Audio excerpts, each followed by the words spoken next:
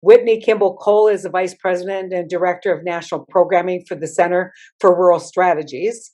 She also directs the work of the National Rural Assembly, a program that brings together rural leaders and advocates from every region in the United States and connects them with national organizations, funders, and policymakers in order to inform public policy and private investment in rural people and rural places. Whitney's focus is on building civic courage in communities. It's directly tied to a practice of participation in her hometown of Athens, Tennessee, where she lives with her husband, Matt, and two beautiful daughters, Lucy and Susanna. If you have questions for Whitney, put them in the Q&A button on Zoom. And Whitney, thank you so much for joining us at the Rural Progress Summit. Oh, I'm so pleased to be here. Thank you for that introduction. Heidi Camp.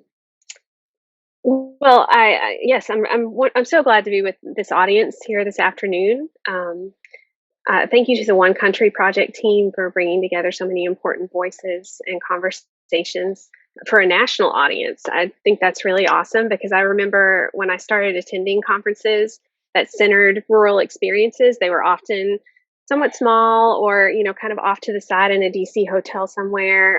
Sometimes they were more regionally focused, which are all good and it's all well and fine. But knowing now that we have this national prominence around rural experiences, rural issues and topics, I think is so cool. And it means that, we're standing on the shoulders of some giants. This morning, I woke up thinking, in fact, about some of the shoulders I've been standing on since 2008, since I joined Center for Rural Strategies.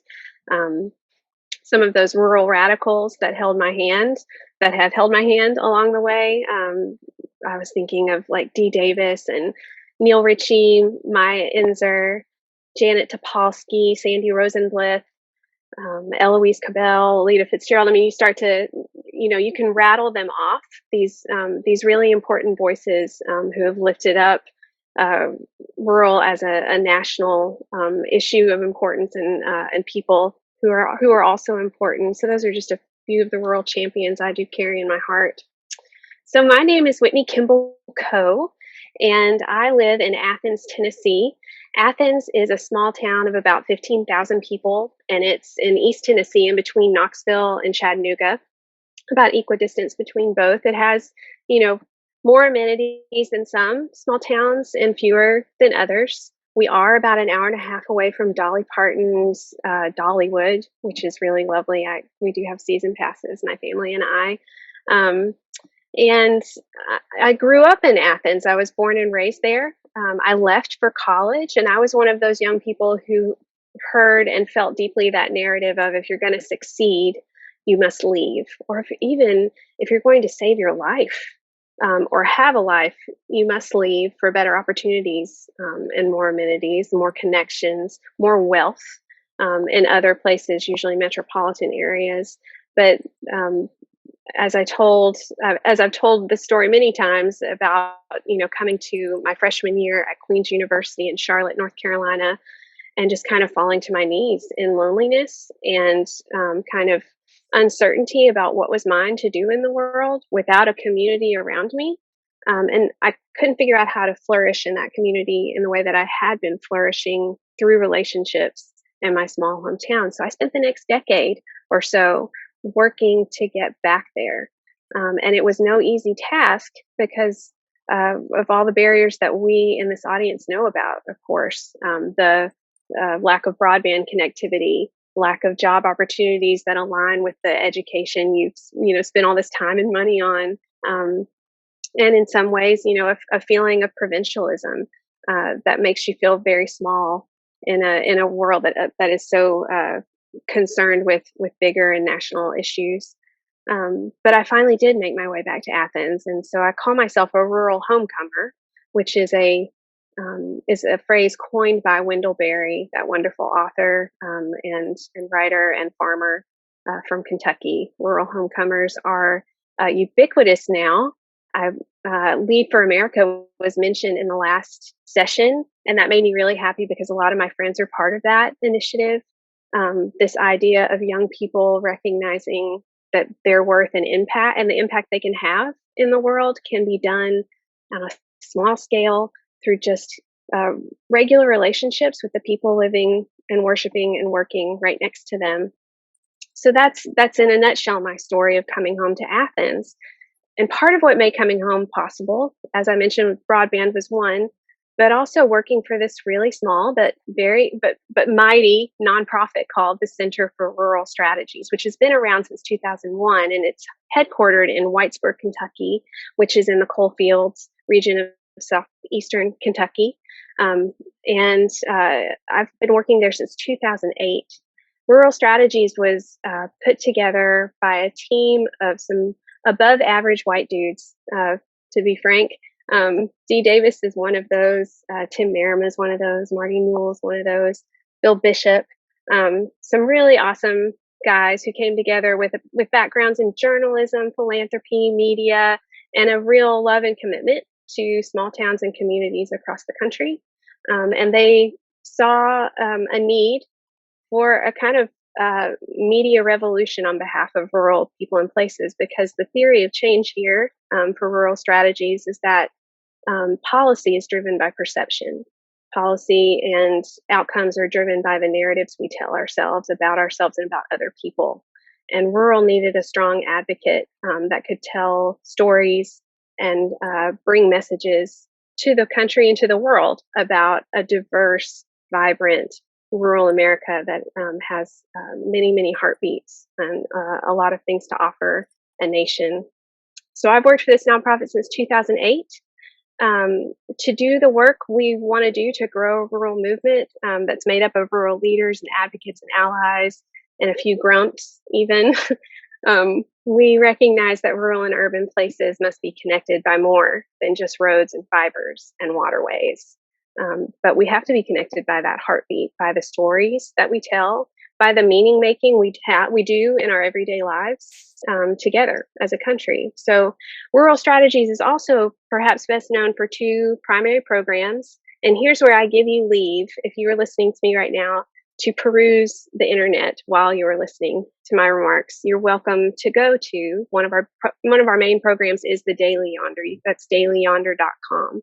And that's an online rural news publication that covers issues and topics for and about rural people. So it's really primarily for a rural audience, which is, antithetical to and kind of countercultural to the media environment we see right now, which is mostly geared toward telling stories about places and maybe even casting stories conveniently to tell the story we want to tell. But Daily Yonder is really focused on telling stories for a rural audience in which they can see themselves and see the potential of rural.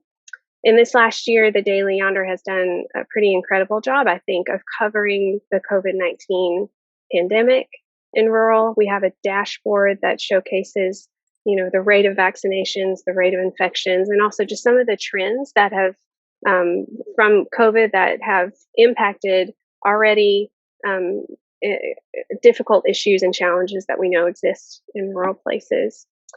So again, the other program that you are welcome to peruse while I speak is ruralassembly.org. That's another big program of rural strategies, and it's the ship that I get to captain, which is pretty cool, and I have been doing that since 2008. The Rural Assembly is many things. People often ask me, are you just an assembly? Are you just a gathering? Are you just this convening? Well, we do a lot of convenings of rural advocates and leaders from across the country. And we do meet in person, but of course, in the last 2 years, 100% of our work has been virtual, which has been wonderful and expansive. It's grown us a lot, but it's also been very difficult because we know that so many people struggle with broadband connectivity.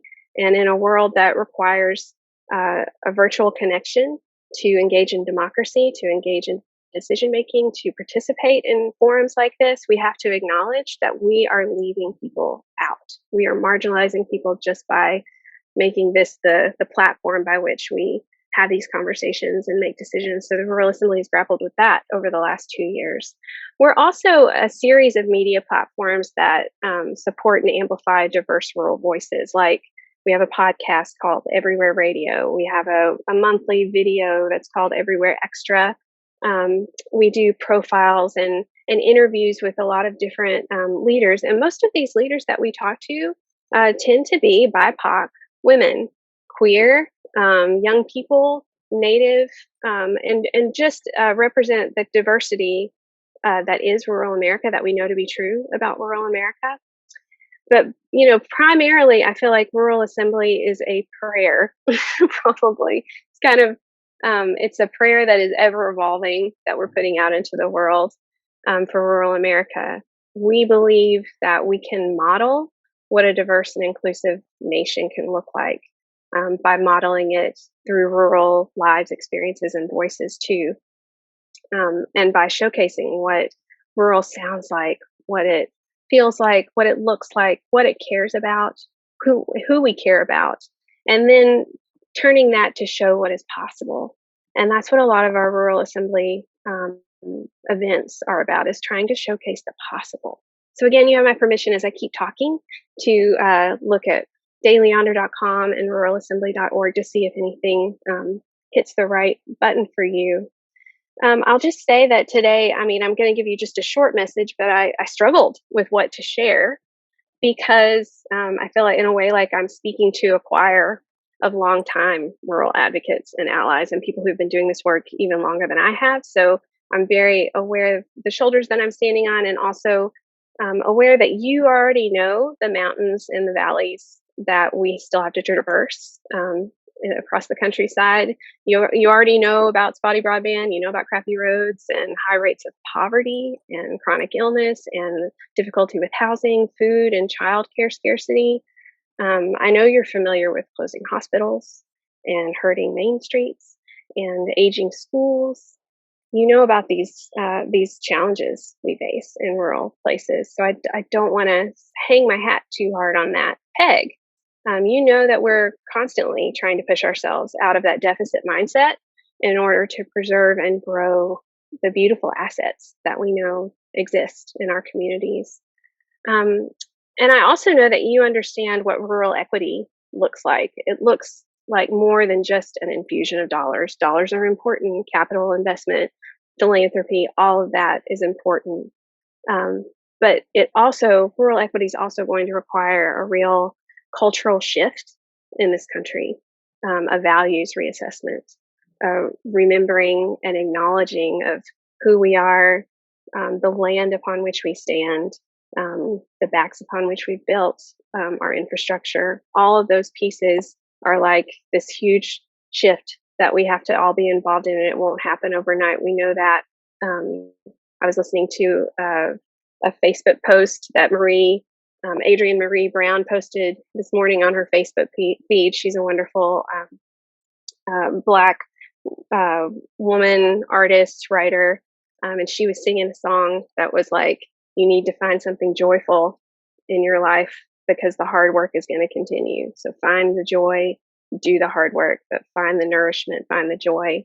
And that's a lot about what I want to bring to you today, really, that rural equity is also about finding joy in our lives together. And it requires us seeing rural America as more than a monolith, as we're told it is, and instead seeing it as a diverse ecosystem of neighbors and porches and relationships and histories and assets, those assets that we all know. I think the work of the moment is to really help one another find that joy and see one another, and help our allies see rural America not as Trump country, but as our grandmother's cornbread, to see it as more than land and the convenient stereotypes, but also see it as a place with a civic heartbeat and places where really beautiful work and creation is happening.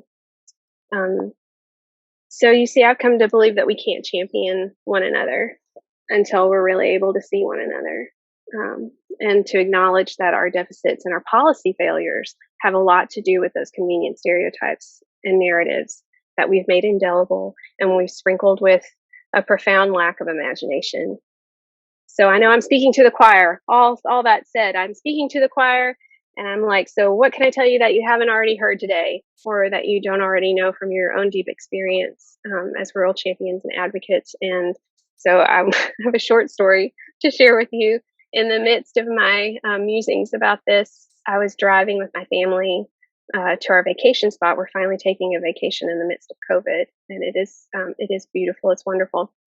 But it was a 6-hour drive with 2 young daughters who argue all the time in the back seat. So my husband took a game with us that he found at a dollar store called Would You Rather. And I'm sure you all have played this game. Would you rather do this or this? And then, you guess what your friends around you or the players around you have chosen. So my husband pulled out a card and said, I can't believe I'm going to say this. He said, would you rather sneeze dice or fart sprinkles? And my 8-year-old in the back seat said, oh my God, both. I want both. And that response to that question, I want both, and I want all, and I can imagine it, that we can have all of that. Well, I'm sharing that story in part just to get us off on the right foot, but also because I just think that is one of the most profound messages we can offer in the world right now. This extremely expansive awareness and inclusive and curious and imaginative way of being in the world. If we're going to keep making progress toward rural equity, then we have to say, oh my God, I want it all. I want to be able to do all of that. And what does that even look like to do all of that? If I were to articulate a theory of change for this moment, I think that it's got to be that equity lives at the corner of imagination and inclusion, that we have to say yes to both and to all. And what does that look like in rural America? Just real briefly, I'll share that in my hometown, McMinn County, we have a very low vaccination rate, very high anti-vaccination sentiment, very high caseload. COVID and it's caused deep rift and deep pain and incredible loss in our community. Around our tables, we're missing anchors of our community who have been lost to this pandemic. And it's caused a lot of hurt and hard feelings within our community. And yet, if we were all in the same room together right now, I would ask you to raise your hand if you've been in a community theater production before, if you've ever been in one. I have. And let me tell you just a moment about community theater in Athens. In the midst of a pandemic, community theater looks like vaccinated and non-vaccinated people both masking up to perform. And in this case, in the last month or so, perform Beauty and the Beast, the musical. There were 35 or so cast members who represented the spectrum of our political, social, and economic divides. And they came together to create a beautiful and very safe, pretty damn good production of Beauty and the Beast, all for the mutual benefit for the mutual benefit of all involved. That creating together, it's almost along the same lines as, painting the side of a building or, barn raising or coming together around a project that we know brings us joy, happiness in the creation of it, as well as in the outcome of it. So the cast and crew, just so you know, this is how community theater works. Cast and crew included county school administrators, a local physician, young people ages 12 to 24 or so, workers from our local manufacturing plants who flipped their schedules around, some of them working night shifts to participate. It included a number of people who are not otherwise engaged in community life, civically or otherwise, but who felt the call to participate. And roughly half of these folks are adamantly opposed to government and CDC guidance regarding COVID-19. And yet they said yes to this production that involved wearing masks, cast and crew and audience, involved some serious social distancing and a lot of those precautions that had to be taken just to bring into creation something that brought some joy. And it was a sold out success, all 8 performances. even as the songs and the lines were rendered through those face masks. So that's just a small example and a consistent example of what I think it looks like in small local towns around, just production of imagination and inclusion happening at the same time, that the journey of it is just as important as the outcome. So we know the magic, the alchemy is there, to have it all, to have it both. I just want to say one more thing about the work of the Rural Assembly, because as a person who lives locally, participates locally, feels a real affinity for my rural community. I feel privileged to be able to take those local lessons learned, and also the culture of perseverance and engagement that we have, to take it from that local level to a national level, particularly through the Rural Assembly, where we're trying to actively show that this is what it can look like, and this is what it can feel like, and this is the reality, and this is the prayer, going forward. So I was listening to a podcast earlier this week with Valerie Kaur, who is author of Revolutionary Love, and a pretty well-known Sikh woman.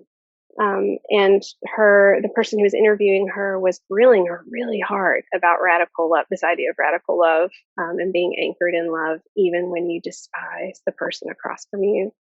And he said, how do but really, how do you do that? And I could hear her almost lean over the table in this podcast.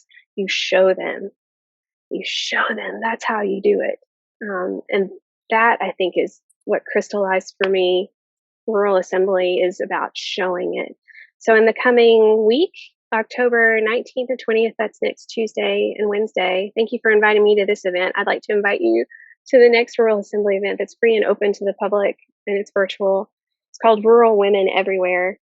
And we're going to practice showcasing that imagination, that curiosity, that inclusion, what it looks like in rural. And you can check that out at ruralassembly.org. I really appreciate you listening to some of my comments today, and also letting me tell that joke, the would you rather joke. If there are any questions, I think I have a few minutes for them. Whitney, I want to just kind of pop on and thank you so much for your work. Hopefully, we will spark some participation in your group, and I think sometimes hang on, I'm gonna check the chat here. So I think sometimes the when you talk about the things that you're talking about, and we know that respect and love are two things that every human being needs. I think that some people, in this era of macho kind of politics, and I think it only exacerbated by the last president, who really refined it down to a fine-tooth comb and almost weaponized that kind of machismo. How do you overcome the kind of, we talk about stereotypes of rural America, but how do you overcome that kind of machismo image of rural America as you're trying to promote respect and love?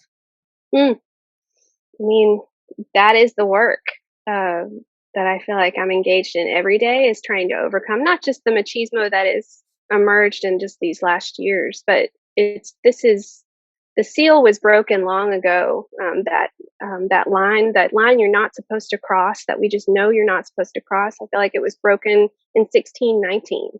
So the work is just ongoing, and the way that we participate in the work of anchoring ourselves in love, respect, and joy is through that showcasing, that modeling, and that practicing of, this is what it can look like. This is what it can usher into the world. I think of, a lot of the groups that I've worked with locally across the country, how they are full of leadership and ideas and creative energy, and they don't get the chance to tell their story. And they don't have the opportunity many times to articulate it to themselves, but giving or providing a platform and a space where you can examine and become self-aware of the work that you're doing every day and how it matters and how it's so creative is what the world needs right now. And then we're able to amplify that. I think that's really incredible. So the Daily Yonder in particular is really important in this age of misinformation, disinformation, and a lack of real authentic storytelling. I think in journalism, I think the Daily Yonder is a wonderful platform for that. But hopefully, the Rural Assembly or the work that I'm trying to do is about centering those voices and amplifying them. And to the extent that people who are here participating haven't heard of the Daily Yonder, I can't tell you what a joy it is every time it comes across my desk and I have a chance to read it. It's just a fabulous group of people who are really telling the truth about rural America, and making sure that that is available. That dialogue, especially on COVID-19. You're absolutely right. There's a couple more questions in the chat that I want to get to. One is there a specific program in addition to Rural Women Everywhere? Is there one of your programs you're especially excited about? Honestly, yes. We just started something called Everywhere Extra. And I got to give props to CBS Sunday Morning. But sometimes my Sunday morning church is just sitting there and watching CBS Sunday Morning, and those segments that are a little bit of a deep dive into something that calls us to a higher power in our higher selves. And I think of Everywhere Extra as this opportunity to be on location with rural individuals and have them leading the production of it. Like, what is the story they want to tell? How can we help them tell it the way they want to tell it? And then put it out each month as just a short film or a short segment for a broader national audience that isn't just rural people. So it is that practice of like discerning who we are as a people, articulating it, and then having a platform through which to share it and shape narratives. So Everywhere Extra is something, and you can find the first two we put out, which they're okay. We're going to get better at this. Right now it's just virtual, so it is hard to be a real human being virtually. But our hope is, fingers crossed, soon we'll get to go on location more often. Yeah, I mean, I think the other thing that I want to point out is it highlights in some ways it goes against the stereotype of what is rural America. I mean, we have this woman we're very proud of who is on the Food Channel. She's cooking from a kitchen in North Dakota from a farm, and she tells a story about entertaining and introducing a lot of her friends to different foods. It's an image that I think is critical, and I think you have done such a great job to kind of welcome, by example, so many of us with children who have left rural America and moved to places like we say the cities, which we mean Minneapolis, St. Paul, or San Francisco, how to lure them back. And I think the question that I always get is, I don't know that I will have friends there. And I think that's one of the challenges is having people that you can be familiar with and comfortable with. And I think that's a lot of what you're doing here. Oh gosh, yeah. And just you will find friends if we are open to that and letting go of our assumptions about people. And imagination, gotta have a bigger imagination. Yeah, well, thank you so much, Whitney, for coming on. Your enthusiasm is contagious, and your love, obviously, for what you do, and the joy you get from it just comes. Even if we can't see you in person, it comes clearly through the screen. So, thank you so much. Thank you for having me. You bet. Have a great rest of your day.